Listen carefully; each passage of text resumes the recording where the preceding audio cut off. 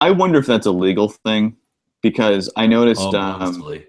when Robert and I were talking about for Games Experiment getting putting media on there that we could comment on. He said, oh, for the live stuff, he said that oh well, you could probably just open. He actually sent me a link telling me how to open YouTube videos in Hangouts. And I was like, oh yeah, I know how to do that. That's easy. But the problem is that once you go live, you can't show it because they did a cover all copyright thing where even if it's your own video from your own account, you can't do it. And two, same as phone Okay. calls. Like I was going to have my mom on so we could talk about her perspective on video gaming, which would unfortunately be largely negative. But there's a call in app you can use, a plugin that you can use, but it doesn't work live because they can't verify that the person that you're talking to has given their permission to be on Oh, live. And those laws are so strict that they just, and I don't blame them for that. Like there's no way for Google to definitively verify that, so they just said no. And it's inconvenient, but I can see where do that rather than face a bunch of lawsuits. Like, yeah, I get it. Same with it's their copyright.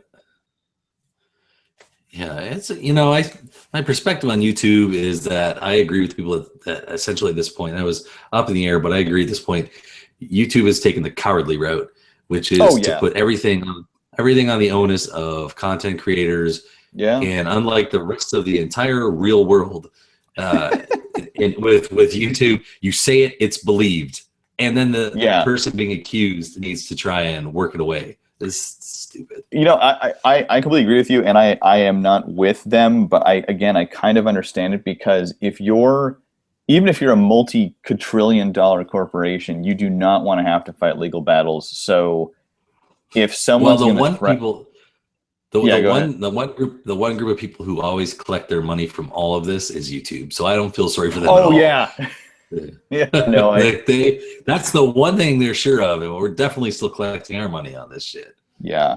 I mean, I think honestly, the sort of I guess modus operandi behind them and Twitter with the Safety Council is it may not be legally the best to err on the accuser, but it is certainly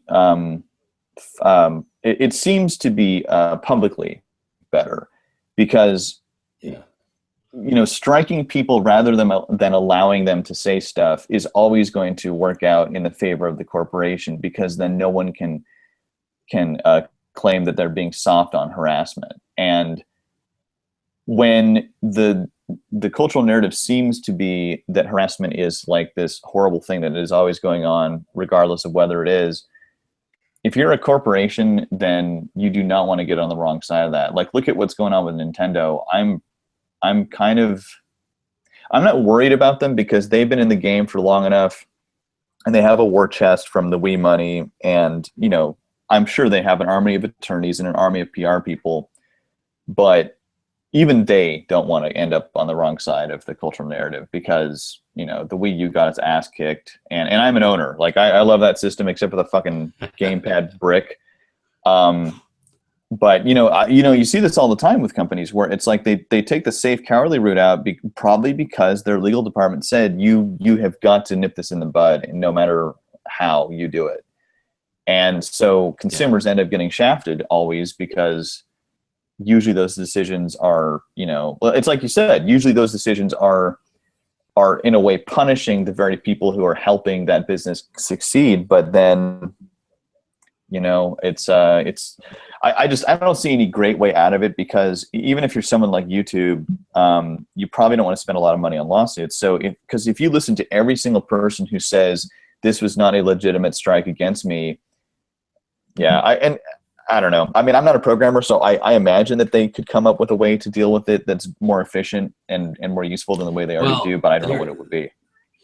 again, my compassion has been all whittled away. It's Yeah. Oh, yeah. No, I agree. You didn't need to create this business. You didn't need to do this thing. Oh, You're yeah, so I agree. proud and brag. They brag about it all the time. They compete with cable in a lot of ways and all this stuff. Yeah. Oh, wait, you have responsibilities, some difficult calls to make. wow, that's Yeah. okay. You make the wrong call. I'll feel sorry for you. No, no, my patience is done. Oh I've no, listened to I am not. I don't feel sorry. All I'm saying is I understand from a practical standpoint, but no, that I don't have any sympathy for it. Yeah, I completely agree with you. Yeah, it's yeah, if you choose to start a lemonade business and customers complain that your lemonade is too sour, it's not on yeah, them to complain less. It's on you to fucking deal with it. And yeah, yeah, and that's why whenever I hear people complain about corporations or what they do or how they do it, I'm like, just ask yourself what is the easiest way for them to maximize profit, and what is the easiest way for them to avoid lawsuits, which goes back to maximizing profit. But it's funny you mentioned your sympathy or your patience with them. Is I remember, God, it was close to 10 years ago now that I heard on this, I think it's defunct podcast, Geeks On, which was absolutely one of my favorites. It was really great. And the four guys who were on there, I don't remember all their names. Actually, none of their names are jumping in my head. But they all were kind of Google fans. And then I think that one of their wives or girlfriends pointed out, not on the show, but in their actual lives, that Google was entering China, and how do they feel about that? Like, how do they resolve that? Because China has a lot of human rights violations, and they didn't really have an yeah, answer, which is fair. Like they couldn't resolve it because Google's founding principle was do no evil, or whatever the fuck it was, and yet they're in bed with China, and that's why, God, every time people are frustrated, I always say a corporation is first and foremost concerned with profit. And I would actually argue that is their only concern. So if you ever wonder why they're doing something, just ask yourself, how do they stand to profit from this? And it's like, I mean, I would argue the U.S. is no different. We go on and on and on about human rights and making sure everyone's okay, and then we send the fucking president and the first lady to go and kiss the ring of the Saudi king.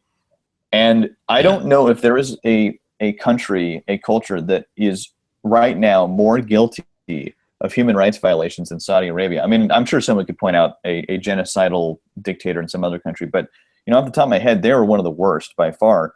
And I saw all the news footage. It was, man, Obama was kissing his ass. Now, I don't want to blame Obama personally for that, because I'm partially an Obama apologist, but also because I understand that it's his job. But it really irritated me that around the same time he's doing all these speeches on like gay rights and women's rights and blah, whoever's rights to us, to United States citizens, Yeah. and yet he goes, and there's never any discussion about this stuff. There's never any sense of boycott.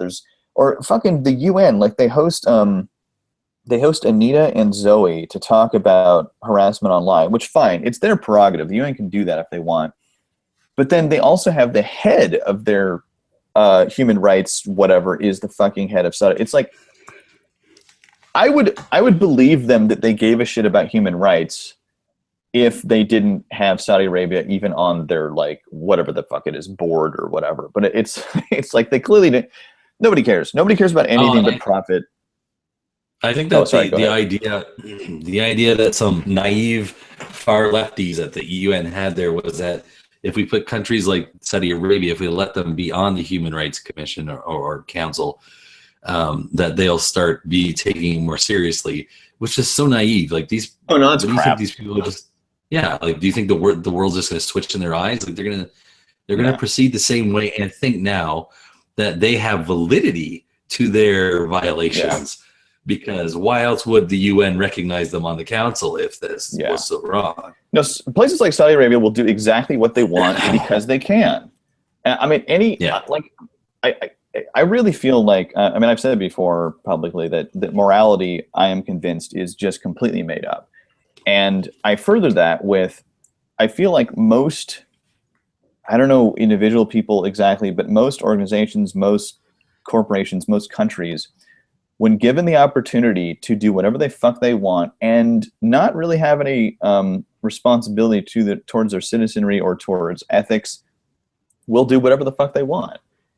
And then people cry foul and say, "Oh, you're now evil." But it's like I really, when you're somebody like Saudi Arabia and you have a commodity that the entire world needs, not wants but needs, at least right now, it's just negotiation. They have something everybody wants, and so the question is, how much are you willing to pay to get what you want? That's something I always say too. I'm convinced almost everything in life is capitalism, like just the way that it functions. It's just supply and demand. You know, the only reason anybody does anything in like national politics or whatever, you just point to a thing that is occurring. The only reason they're doing it the way they do it is because there is some supply demand thing going on. You know, Trump, like just the other day, I noticed, I love this. I fucking love this. In the morning, he's talking to Chris Matthews, and Chris Matthews corners him and is like, you know, would you punish women for getting an abortion? And Trump says, yes, I would. Or, I mean, I think he said, yeah. Only hours later, he totally backtracks. He totally flip-flops, because clearly there was huge enough outrage. And I'm sure his people were like, look, you're going to have to go back on this, because it will cost you so much. Have you seen the actual footage of it in its context? I haven't yet. Yeah. I Yeah, haven't seen the response, but I saw, and look, I don't blame him for acting like he was. He was being a politician like any other, and that's fine. I don't have a problem with that. Yeah. He kept trying to dodge it. He kept saying like, oh, well, you know, this is a real problem. And then, you know, then Chris Matthews come back again. And he at one point tried to reverse it by saying, well, you know, are you Catholic? And Matthews said, yeah. And I trust the church on moral issues, but basically this isn't about me. This is about you, and you are running for the chief executive of the United States of America. What is your, and look, I disagree on Matthews, like the whole Catholic Church is moral, like fuck that. But as a journalist, I appreciated that he went back on him. Now, I don't know whether he'd be as strong on Bernie or Hillary or anybody else, but I appreciated that he put him to task, because that's something that I think Trump supporters don't quite understand, is that he's running for the fucking most powerful person in the world. Is he really truly the person? And his rhetoric, is that really truly want in office? Like, it's one thing to say, oh, we're going to build a wall, but it's like, okay, are you seriously going to build a wall? And saying that Mexico's going to pay for, like, at the end of the day, you have to negotiate with Mexico. Like, we don't own Mexico. Well, they are you know, they're a sovereign nation, and we have to deal with them. What you're saying is that the one reasonable thread that you can see here is that he does what he thinks is in his best interest. Like right. YouTube. And I don't ties it all together with capitalism. Yeah, and I don't blame him for that, but it's, you know, he did what I'm sure an advisor said, you have to do this in order to maximize, like, you know, basically you're not going to be able to just talk your way out of this. And right, yeah. I think that's exactly what happened. And then of course they said, oh, he misspoke, and whatever. Like, everybody makes that excuse. I don't care about that. But it was just amazing, because, you know, at some point, because everyone has said so far about him, like, oh, he says what's on his mind. He tells it like it is. Fine, that's just rhetoric. No big deal. I don't care that people say that. But what I found interesting is, yeah, even he has limits, because at the end of the day, at some point, he wants people's votes, and he will do whatever he thinks he needs to do. And this isn't unique to him. I recognize that Bernie and Hillary do the same thing. He does whatever he thinks is necessary to get votes. And when he said the truth, yes, I would punish women, he then realized, oh shit, people will not like this, and so I'm going to have to switch on this. And yeah, it's just, I think everyone operates that way to some degree, and myself included. You know, if there are things going down where I say one thing and I realize, oh shit, people are really not going to like this, you know, I'm forced to deal with that somehow. So yeah, follow the money, man. Follow the money. Since we've only got like about 10 minutes of time to chat, can I ask you something? Do you have any, or does anyone really close to you have any experience there in California with your family court system? I mean, I know several attorneys. I mean, I can ask them. I don't know that any of them specifically know about that. Like, I know a bankruptcy attorney, and I know an entertainment law attorney, but I imagine any of them could, because actually two of them I asked for recommendations on my my off-world issue, because they didn't handle those specifically, but they were able to point me in the right direction. But yeah, I don't, and I don't know much about it. I do know that statistically our courts favor the mom, which I think is honestly everywhere.